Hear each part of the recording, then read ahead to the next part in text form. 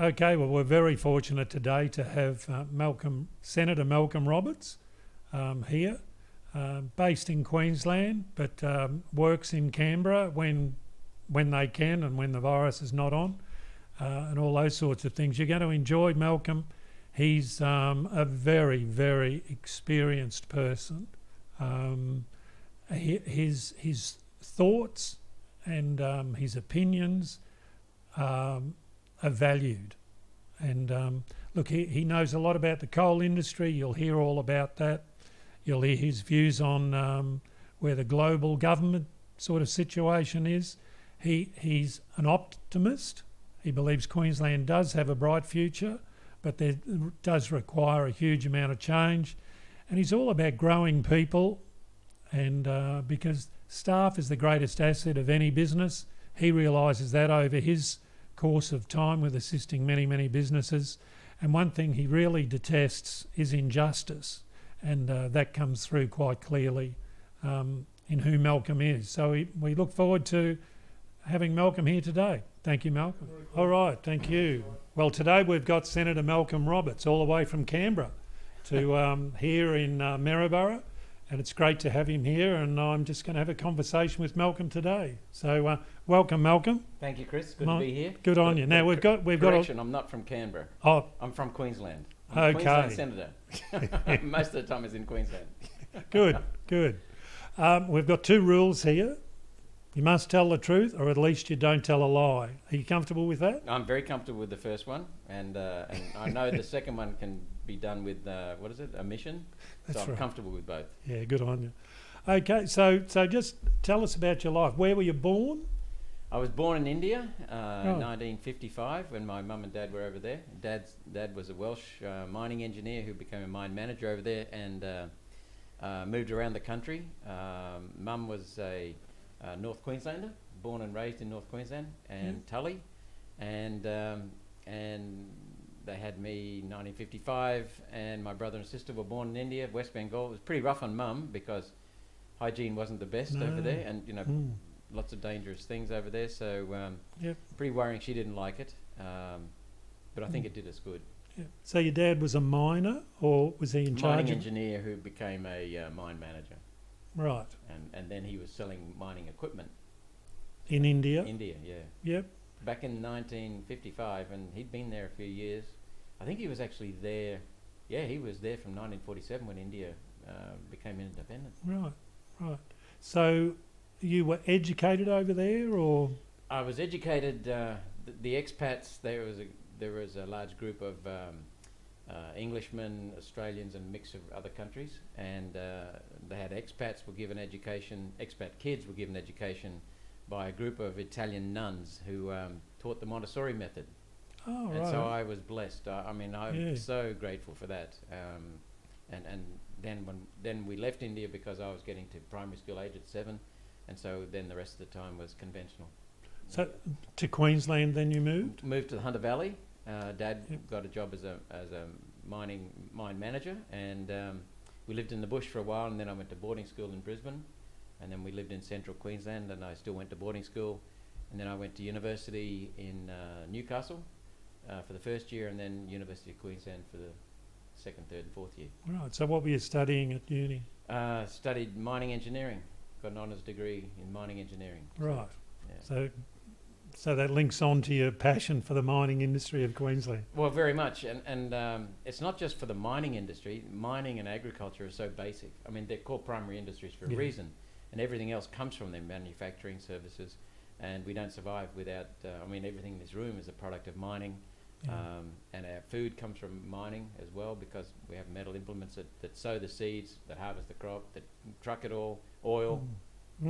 So I love the basics.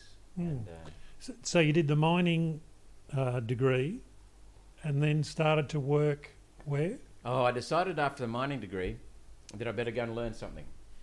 So I worked as a miner underground at the coalface. Our first job was in a large open cut mine.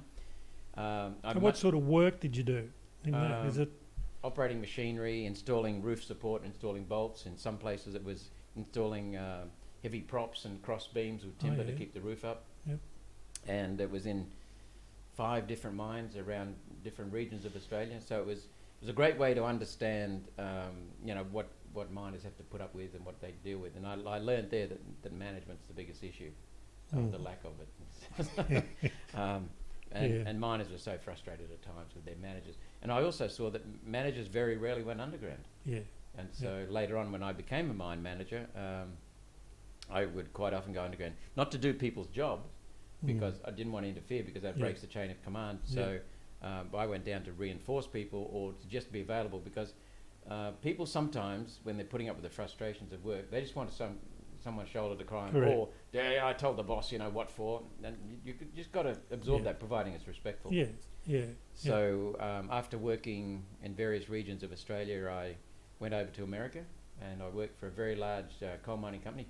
Those days it was Peabody Energy, or Peabody Coal, and it had been a mess. It had just grown like topsy, and it wasn't well managed, and I saw that.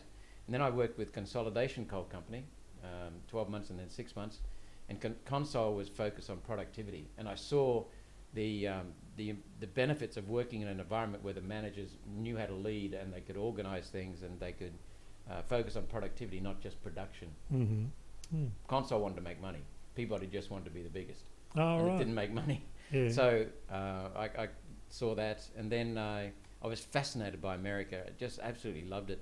So then I saved relentlessly while I was in America working for those 18 months, and then I went broke in a casual way, not a casual way, calculated way, so that I ended up on the west coast of California. I visited all 50 states, and then sold my car, used that to spend 5 weeks in Hawaii, touring all the islands there, and then came home to Australia broke. It spent it all.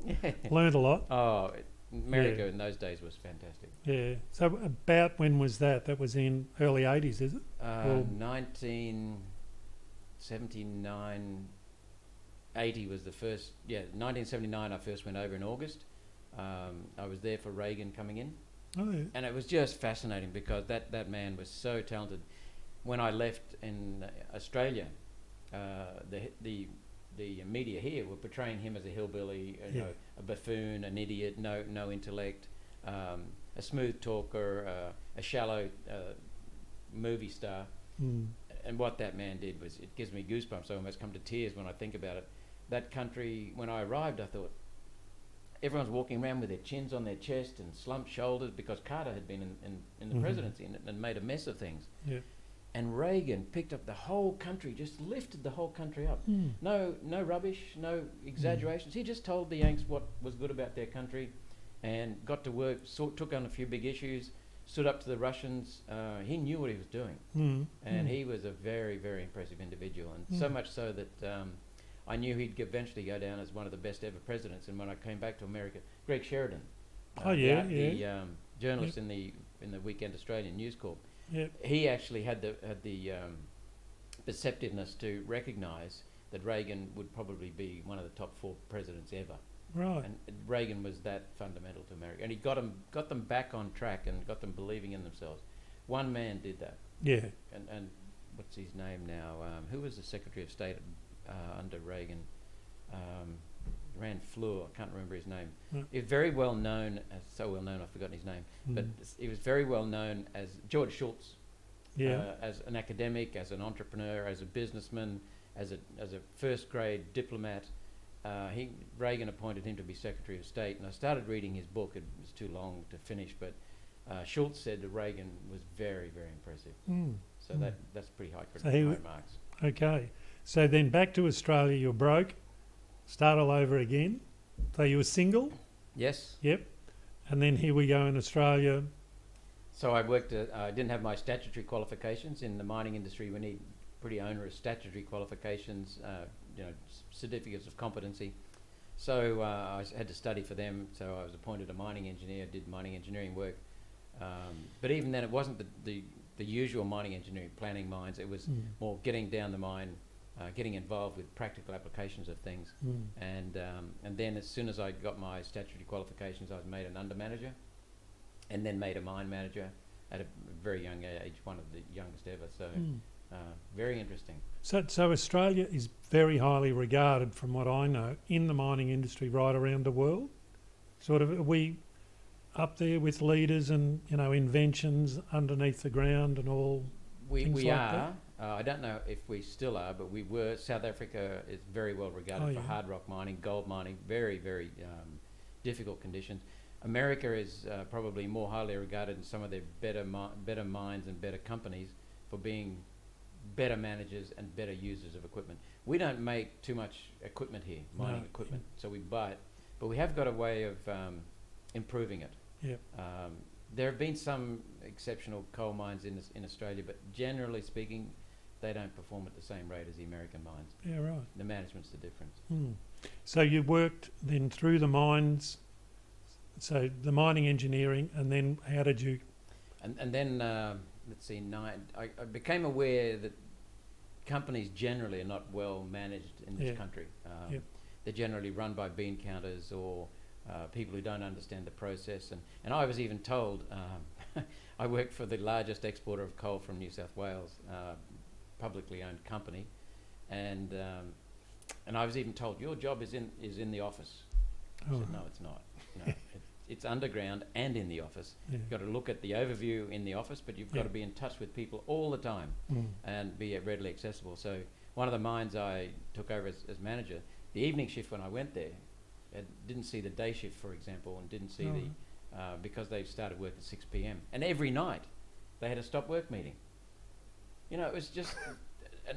And so we just became more available, and my lead, the other managers who reported to me, became more available. The next thing, they stopped having stop work meetings. And you know, some people, and the other thing that I knew because of the way my father had managed, he turned around mines, difficult mines, and I've turned around a few difficult mines, is we've got to relate to people and we've got to help them because what I've seen of workers all over the world, whether it's China, Korea, Japan, America, Canada, give a person the job to do, give them the tools and the environment and the processes, and they hop to it. Let them go. Very few people are belligerent and lazy, and you certainly can't give them an excuse to be belligerent or lazy. So that's the way I operated. But I also know that some people have come from different backgrounds, and they do need discipline. So my motto was that if you can't provide adequate self-discipline, well, I'll provide it for you. You know, and always in accordance with the law, nothing underhanded, always the truth. And that's how we turned around mines, just by getting back to the basics. In my business world, we've also helped small businesses, basically, not the big ones, but small ones. And one of the standout sayings that we've always had is staff is the greatest asset you've got. So forget about the coal, forget about the equipment, staff is the greatest asset. And so my foray into local council was in the same space. I was knowing that the staff, and it's the feet on the ground staff, are the greatest asset. They were the ones holding the whole show together, but that's a discussion for another time. Well, as someone pointed out, if a business wants to treat its customers well, it has to treat its staff well because they're the interface. And Pauline Hanson, Senator Hanson, told me that her first foray into politics was with the local council in Ipswich, as you probably know.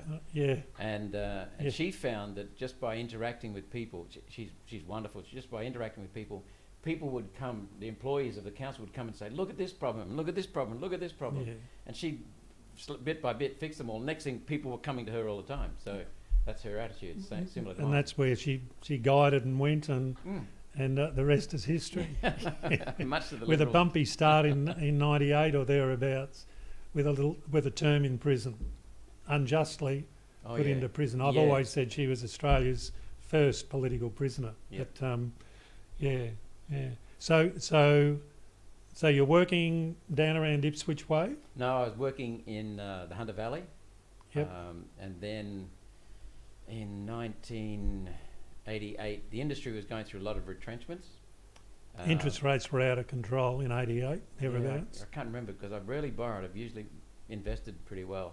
And so 1988, I decided I got tired of the company I was working with making decisions based upon bean counters.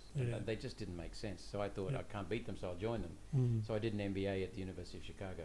Oh, right. And it was over there? Over in America. So you went back over? And then met my future wife over there. And we were going to stay in America because I had a number of job offers over there in major consulting companies. but I was headhunted back by a prominent Australian company, an American-Australian Japanese joint venture, and they told me they went all around the country and they didn't find anyone that they wanted to hire because they wanted a new approach to coal mining, and they knew that I had that, so I was hired back to do that. Right. So you understand a fair bit about the coal mining industry.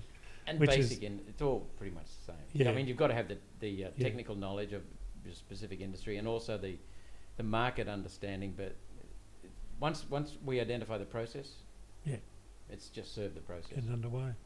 Yeah. So then we're around the late 90s now. Came back to Australia in 1990. Yep. MBA was 2 years, 88 to 90. Righto. And then, from then on? I was in charge of the development of Australia's largest underground coal mining project, the Gordonstone project, and we did things in a completely revolutionary way. And it was very, very interesting because for the first 18 months, a lot of other people in the industry, heading up other mines and mining companies, were bagging us because we had to do things in a different way. We at times had to do things that were pretty bold, and a lot of people were getting uncomfortable because if we succeeded, they would have to get off their ass. Yeah. And then we started setting unbelievable production records for Australia. And it was all very basic, and the mine was very, very much larger than any other, so it was more complex. The underground conditions were much more complex. We were doing so many things at once, and people didn't tell us we couldn't do it because most of us were young in the management team, and so if we'd thought about it, we probably said we can't do this, but we just hooked into it. Yeah. And then we set a number of records in the country. I mean, some of them were things like 25% above the next best ever in the country. The first to achieve 4 million tonnes for a longwall face in the country, under difficult conditions. At the next best mine with typical conditions like that was 50% of what we did. Oh, it's just phenomenal. Yeah. But the most satisfying things were like the most satisfying things in the other mines I'd led, and that was to see miners who come to work, and we'd get visits from general managers and executives from other companies, and they'd come for a look at our mine, and they'd see what was going on, and they'd say, "Where did you get your workforce from? It's fabulous. How did you get these in our coal industry? Your mine and your mine and your mine, Yeah. We just had a completely different approach. There was a lot of freedom for people to express themselves in their work, because that's how people do express themselves. Yep. We gave them measurements of how they had performed, but it wasn't to tell them what to do, it was so they could discover for themselves. They knew what things to focus on. We gave them a disciplined way of drilling down to resolve their own production delays. And we had, at some other mines in central Queensland, had a turnover of about 40%. We had a turnover of 1%. And our miners were targeted, so they still didn't leave the joint. And we didn't pay them anymore. Yep. We didn't short pay them either, because we believed in paying them properly. But we focused them off money and onto their work. Yep. And that's why they succeeded so well. People like to have a purpose. Exactly. It's about growing people, isn't it? It's so you move coal over here, but it's really about growing the people and bringing them to their full potential. And that's sort of, we're leading into that. In you very easily see the potential of Queensland, and it's currently it's not being run well. It's a badly run state. But so we'll get to that if we can just and then skip you from about the 2000 all the way through. So when did you sort of jump into the political foray? So the American joint venture partner, head of the managing partner of the joint venture, was a large American company that didn't have much experience in coal mining. They invested in a very large open cut mine, and they did a first class job of that, but that was just dirt shifting. And the ratios of coal to stone were just phenomenally positive. And they made a lot of money out of that, so they got deeper and deeper into coal. And then they came down to Australia, and they opened a large open cut mine in Australia that was in coking coal and sending coal to the Japanese in particular. And they couldn't believe the returns on this mine. So they said, Australia's for us. So they got into underground mining in Australia, and they didn't understand the business. They were a large oil company, they put a fellow in charge who was a bean counter, and he'd never run anything in the oil sector, let alone in a different sector, in coal. Yeah, right. Coming from a parent oil company, very good oil company. It had changed though, and so they started to get sloppy on industrial relations. They started to the chief executive of the company, when he became chief executive of the coal division, he went in America. He replaced everyone who reported to him except for one person, a woman, and he was basically saying, "You work for me, so I'll get rid of you lot and I'll put my own henchmen in there." So they all went, "Yes, Tony." Can't run like that. I like people who fight with me and argue with me, because it's stimulating, and it's also challenging ideas. Lively stones rubbing against each other. That's So I realised where I was going to end up eventually, because I would call him out in public and people would go deathly silent. "You don't do that to Tony," sort of thing. So I knew where I was going to end up. And so I formed my own company with my wife, and we helped people. A lot of people were calling me up and saying, "Can you come and help us do what you did in Central Queensland?" So we did. We did it in metal mining and coal mining in Australia, overseas, New Zealand, America. Excuse me, and that led into leadership training and development and mentoring people here and overseas. And it was very satisfying, but because I've always loved to see people grow. Yeah.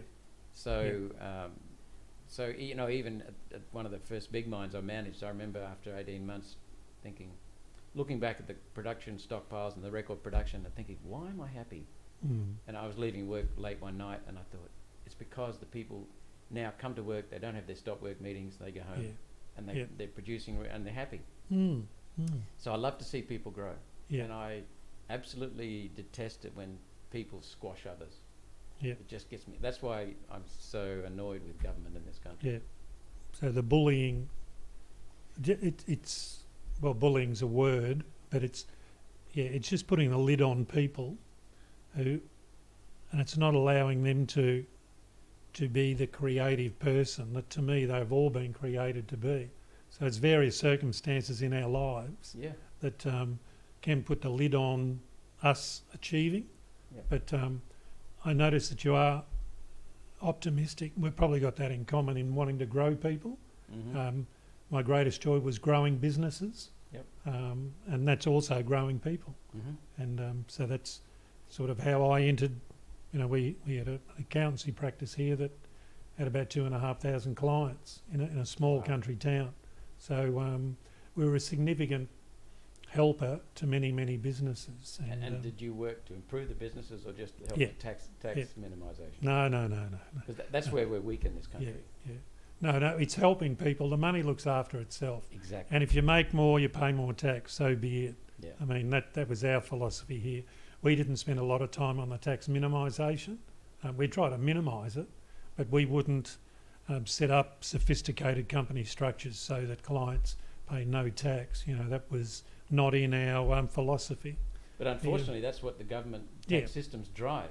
So I can remember some union delegates in the industry. It was very much butt heads, unions versus companies, and I didn't put up with any crap. But at the same time, I didn't bellow and scream and shout. I was amazed at my own calmness when people started doing that. I'd just sit there and say, "Right, when you're finished." We're just, and you could see people just deflating because there's no point. They're used to intimidating the previous manager, and then I would say, "But by the way, don't let it happen again, because we'll be getting you out of the room." And they knew that they'd screwed up. But I'm very positive about people, and I love to see people grow. And I can remember one miner at a mine in the Hunter Valley. I was having a talk with Arthur, and Arthur just said, he must have been about 35, 40, and he said, "I'm just a miner." And I just rounded on him and say, "I don't want to ever hear that word just again." Because see the lights upstairs, see the steel and everything, you're producing that. The lights in the lights that give us energy, that give us heating, give us air conditioning, all of these things we take for granted, you're doing that. It's very important to give people a purpose. So your own consultancy business, you're running that, and then... Yeah, that's right. And then... There must have been some good wins and some big losses in the midst of that. No, I had a lot of success with that, made Yep. quite a bit of money. But it wasn't satisfying in the sense that I could see leaders grow, but I could do it far more quickly myself. Yeah. So it was a bit satisfying, bit what's the word? Frustrating? Frustrating, yeah. There were some people who caught on very quickly, but that's the way it is. Yep. And then, it would have been around about 2007, and they started to talk about this climate rubbish. Yeah. And so, having been a mining engineer, we're taught about the gases in the atmosphere because we have to send air down a mine to keep people alive and to remove any toxic gases. So I understood about carbon dioxide. And so I just shook my head at this, starting to come up and thought, this is rubbish. But then I was told there are hundreds of scientists who believe it, and there are thousands of politicians, and I thought, well, who's little old me to not... And then I just sat back and thought, hang on, this is wrong. So I started exploring it. And I detest injustice. Yeah. Absolutely detest it. So And I could find out I found out the science wasn't there to back it up. Then I dug deeper and I found out what was driving it and how the scam started. And then I got deeper and below that. And that just, then I had that naive assumption, but I'm not the only one. There are many other skeptics who had this same assumption, that if we just tell the politicians the science, it'll all be stopped. And it'll all be forgiven and they'll go back to, no. So then I thought, okay, let's expose the corruption in it. No, not interested.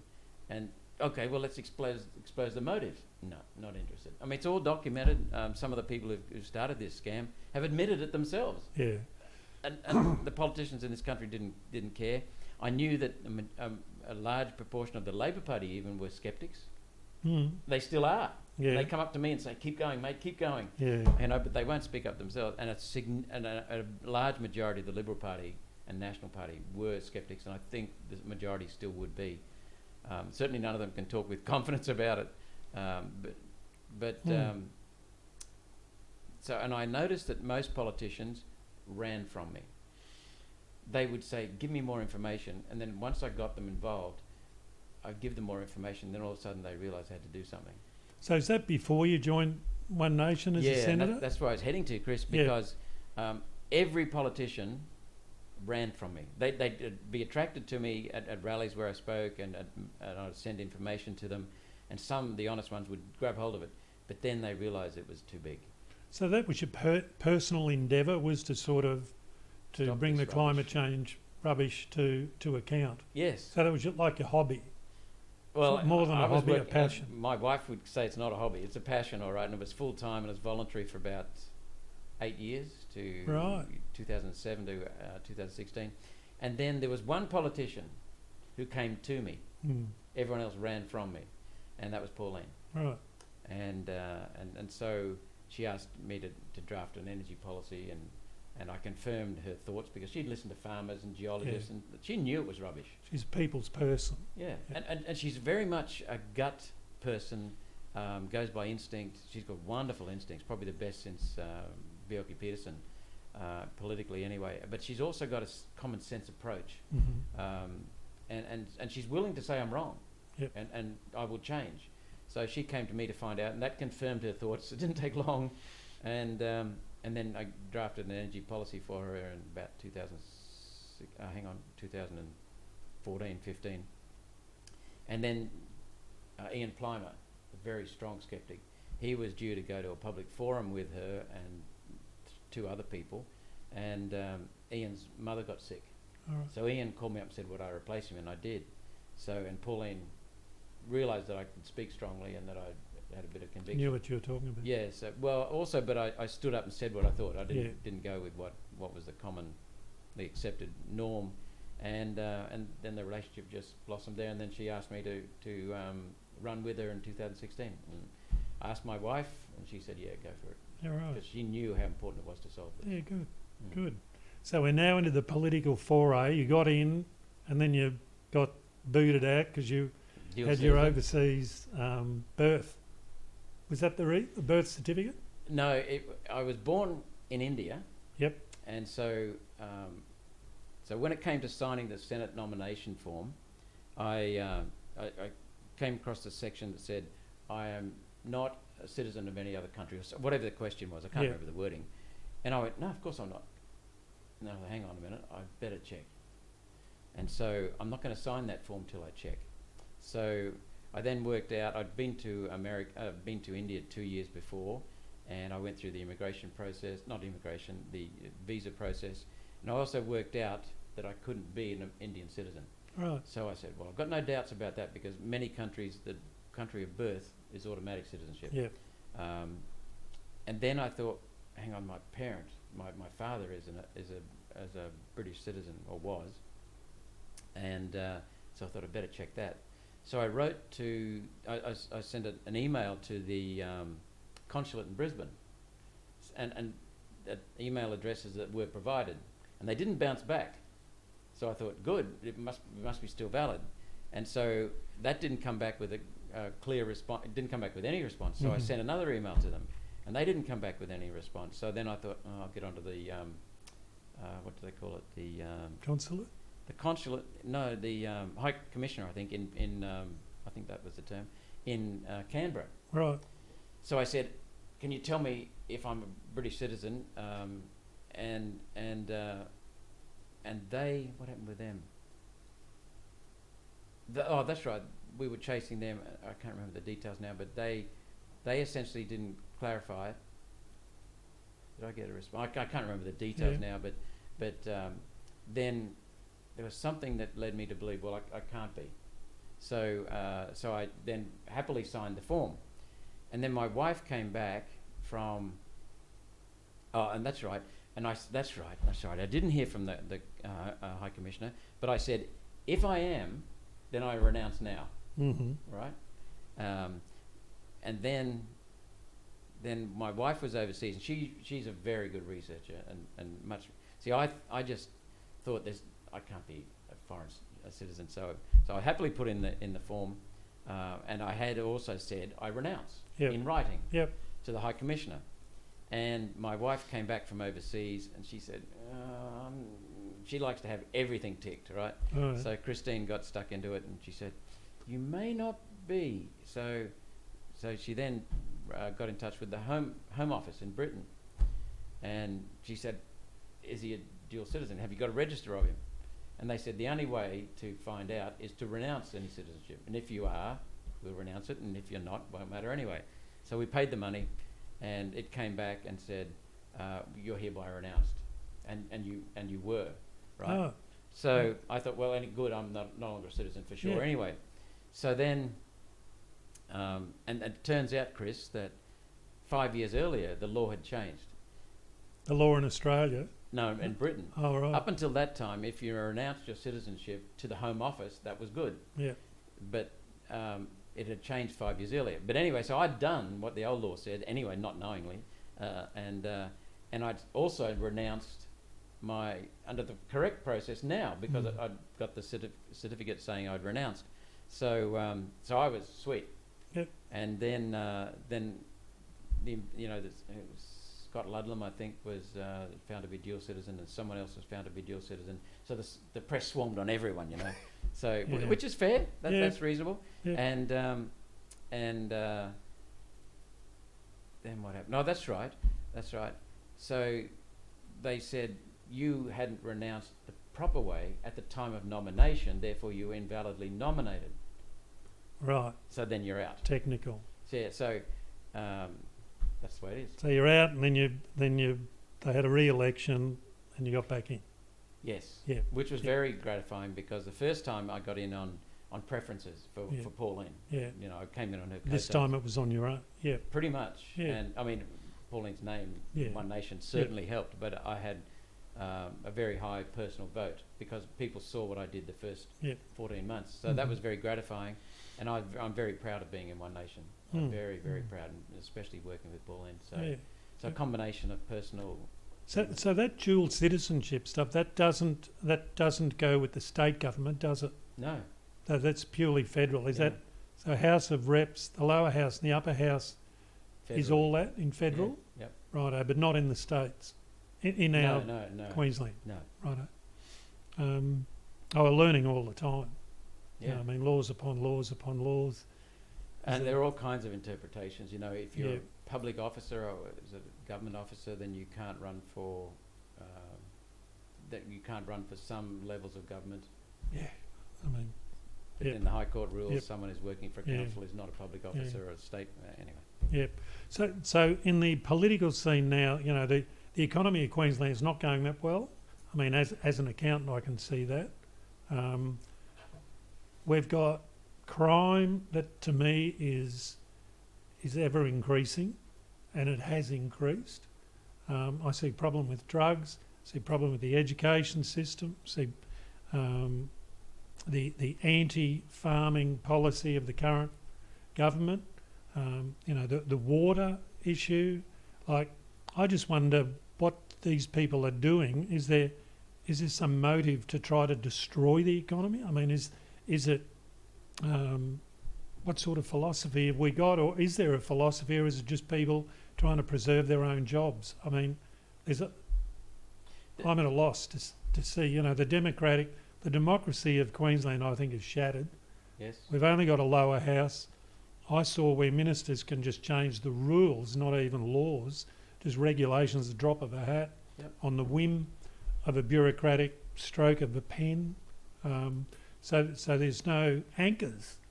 You know, the farmers don't have an anchor. The mining people now have to struggle to get their permits through. Fishermen. They're being gutted. And it's not just Queensland, it's all of Australia. And until I saw what's happening in the timber industry in Maryborough today and yesterday, I confidently have been saying every single serious problem in this country comes back to Canberra. Yeah. Because Canberra has taken the power and authority from the states. We can talk more about that in a minute. But the timber industry, that's being gutted by Queensland. The farming sector is being gutted in this state by the Queensland government, especially Labor government, but also the LNP. And the LNP started the first round, and we can talk about that. It's disgraceful what the LNP's done in the last 24 years. But even the destruction of the farming sector in this state was initiated by the federal government, laid the platform. Mm-hmm. So what's more telling is, or more cruel, is that farmers in southern New South Wales, farmers in northern Victoria, farmers in Queensland, throughout Queensland, don't have confidence anymore.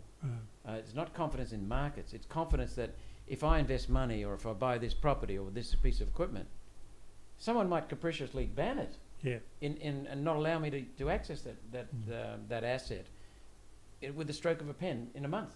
Mm. And so it does two things. One is it does, oh, bugger that, I'm not getting into farming, or I'm not going to make that investment. But the second thing it does is people then can see, for example, in the timber industry, there are supposedly environmental regulations coming that will come into place in 2026. So farmers are now getting in against their own gut feeling. Farmers protect the environment. Yeah. They really are, because they understand. So they earn their income. Exactly. And if they wreck the environment around their farm, they'll wreck their farm. So they protect it. But they know they're going into some forests, some of the farmers, and getting as much as they can now before the regulations change. That's the complete perverse outcome. That's the reverse of what we want. Yeah. And so government is destroying the environment in this country and in this state. Government is destroying farming in this country and this state, destroying fishing, destroying timber. And this is where our food's coming from in the near future. Mm. Mm. So how is there just a delusion over people's eyes, or are they not interested? Or I know you're optimistic. You know, the Queensland, we have got a lot of good things going for us, and it can turn around. But what's your thoughts on that? You get around, you speak to a lot of people. Yeah, we've got great people. Yeah. Australians have got initiative. They've got creativity. They've got freedom. They've had a fairly good education system. So we've got the people side of it. We've got an amazing resource side. Yeah. I'm not talking just about energy resources, coal, gas, uranium. Not just talking mineral resources and metal resources in terms of iron, copper, silver, lead, zinc. I'm not just talking about them. I'm talking about timber resources, soil. Our soil is generally very thin, and we haven't got a lot of arable soil, but where it is, it's very, very productive. We've got water. We've got a climate that is conducive to growing 3 crops a year All and the time. something, and it's there all the time. Yep. We're just blessed with this with natural resources. We have got huge opportunities. We're close to a massive population in Asia. We have got a relatively pristine country that produces and is known to produce clean agricultural products. We've got sophisticated technical processes. We used to lead the world in mining and mineral processing technology and application of it. And these things enable us to be very reliable suppliers. The problem has been now that we're falling because of government. Australia used to have the #1 per capita income in the world in the 1900, from Federation to about 1920. And ever since then we've been slipping. And it's because of our government, and especially because of the UN. So you asked me a previous question, I didn't answer it fully. Is this concerted? Is it deliberate? How can it be? My conclusion after the extensive research into the failures of governance because of the climate scam, that led me to many different things, and I'll give you an example in a minute. The majority of politicians enter the federal parliament with a genuine care, genuine desire to do good. But very soon, because they've been basically Labor or Liberal, very soon they're frustrated and disappointed because they're told vote this way or you don't get pre-selected. Yeah. And so they become just toadies. They just toe the line, and that's so what happens then is we've got just a handful of people governing this country. Some of them are bureaucrats, some of them are politicians, but the majority of politicians are effectively like sheep, and they're ignorant, stupid, and gutless. And as I said, Labor people telling me, keep going on the climate stuff, and they mean it. They don't mean embarrass myself. They mean keep going, please. Liberals coming to me, some liberals helping me, but quietly. Good. Don't talk about it openly, So the majority are weak, gutless, and ignorant, but there are some who are pushing an agenda. Some of those people who are pushing the agenda don't know the outcome of that agenda. They just think they think that the environment that the UN is pushing is about the environment. It's not. It's about control of property. It's about control of land use rights. It's about control of water, control of energy. They're setting it up for a global governance. There's no doubt about that. The senior people who developed the climate scam have admitted to that. So that's what's going on. All right. Well, thank you very much for coming. We could chat for a long, long time, but I know you've got an important appointment in about 15 minutes. So is it over already? It is over. So we're only just getting started. I can come back. I'll take you up on that. I look forward to it. Happy to. Thanks very much. And we are going to come out against the corruption in council across this state. It's a severe problem, and it's enabled by the corruption in government, state government. Thank you. Thank you for what you've done, Chris. Thanks, Malcolm. Ta. Okay.